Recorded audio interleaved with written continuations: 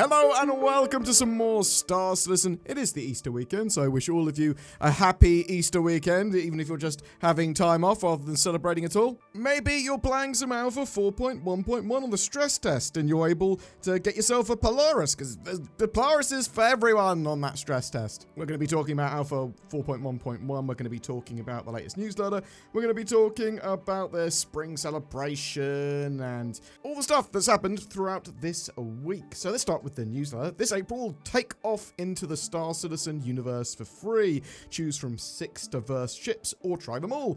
Whether you see yourself fighting, salvaging, mining, or exploring, there's a ship waiting for you. So yeah, there's a load of ships available for free for people to use, whether you are a new player and just trying Star Citizen for free, or if you're a current player already, bam, you've also got access to those ships to spawn. So it's actually a pretty good range of ships. You've got an Arrow, a Prospector, a Cutter, a Fortune, a C1 Spirit, and the Corsair. The Corsair's absolutely fantastic ship there. That free fly is running until the 28th of April. You've also got a couple of days left of the spring celebration, so until the 22nd of April, prepare yourself for the next journey with the time-limited career kits and new ship paints. So yeah, I'm finding these really interesting because it's sort of like a few dollars, like $10 to get yourself a suit of FPS gear, an armor, potentially a backpack or a multi-tool,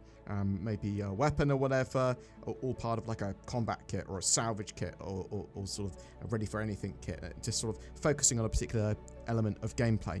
Now obviously you can just get this stuff in game, yeah, but the ease of access to it, to just buy it and then just have it on your account, I think that's going to be appealing to a lot of people. I'm super interested to know if this is something that you've bought or is something you're totally ignoring, going, oh, I hate this sort of thing as monetization, or actually I really like it because you don't have to buy it, but I mean, why not offer it? Do you think it's really useful? Do you think it's predatory? Whatever your thoughts on those, I'd really love to know in the comments down below. I mean, obviously you've got all of those sort of ship paints for the Zeus and the Mirai Guardian, as well as Fortune and Hornet Mark II, and the Argo Atlas as well, actually. So these are interesting. I just wish they were a bit more in-depth and interesting. So there's an interesting one for the Hornet sort of camo paint there, and there's the cool-looking one for the Argo ATLS. Alpha 4.1 seems pretty solid now. They've deployed a load of hotfixes. They've done some sort of server and service maintenance as well. I actually saw a video of a player completing a line of mine totally solo.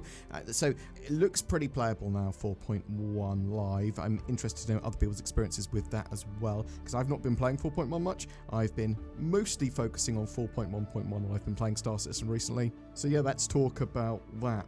A call to arms, 4.1.1.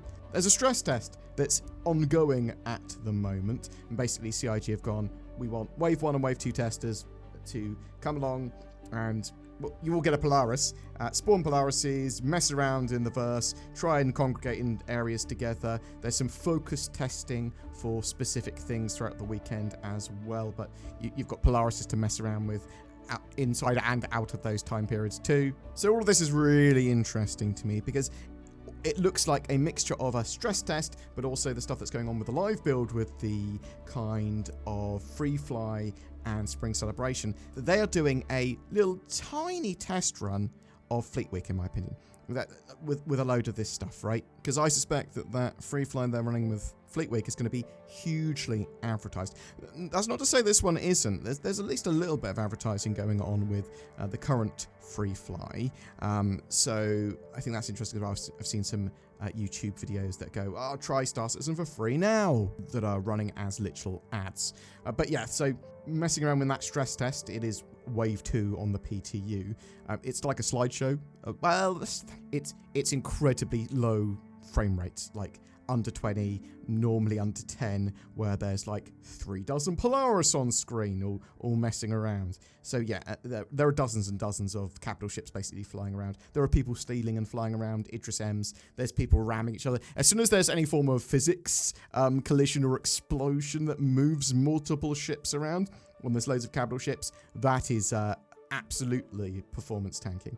But I suspect this is all incredibly good data for CIG. They are going to want to optimize what data is sent to the client, to the server, from the server, all that sort of jazz, as much as possible, and how this is all meshed together with server meshing and just improving server meshing where possible.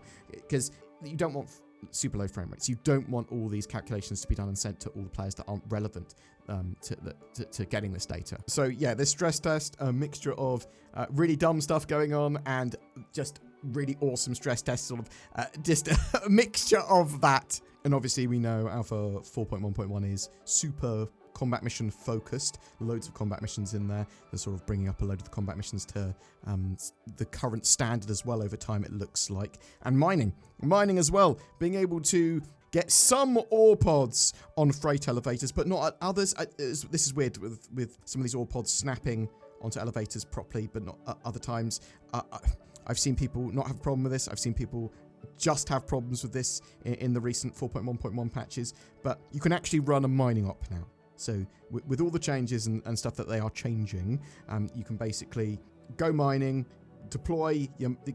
detach your mining pods, get a cargo ship or another ship to come and grab these, take them to a station, refine them, sell the ore, whatever, and do it from station, literally transfer the stuff to station and do it there. Much better quality of life for mining and refining now exists and allows you to do proper mining op in the way that you would expect to do it. If they can sort out a couple more of the bugs and iron some of the stuff out and make sure that sort of freight elevators consistently have the ore pods snapping to them, that would be great. If they can build this more into the economy as well, because I'd like to see, manufacturing and crafting, but that's coming later.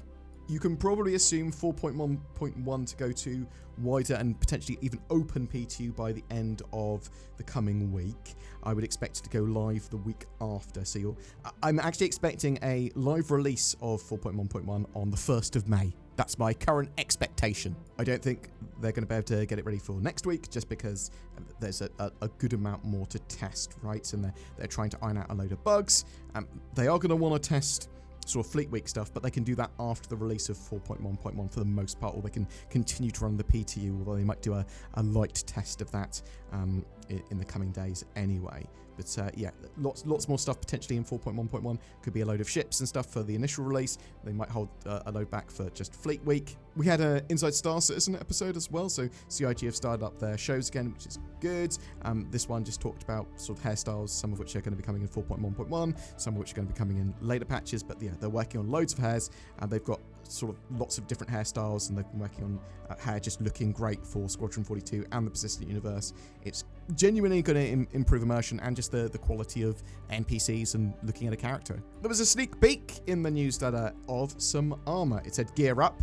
So this is one of the armors they showed originally off at CitizenCon. We know that Cloud Imperium have been working on a load of sort of role-specific armor, specialist armors. So all armors can effectively have different stats, right? And they want you to have soft classes in-game just by the equipment you're wearing, and your armor can be a major part of that, giving you the correct slots, but also the right protection and stat boosts and power for certain equipment, stuff like that. But yeah, over the next few weeks, you're going to have loads of stuff going on with Star Citizen, a mixture of 4.1.1's release, but also loads of testing for that, a ton of new content with Fleet Week as well, new ships, new vehicles just coming out between now, over the next 5 weeks, just loads of ships and vehicles turning up. Because then after Fleet Week, are we going to have a 4.1.2 patch? Maybe, or maybe they'll just go, well, actually, Fleet Week's the patch for May effectively was Fleet Week, and it might just be like a mini 4.1.1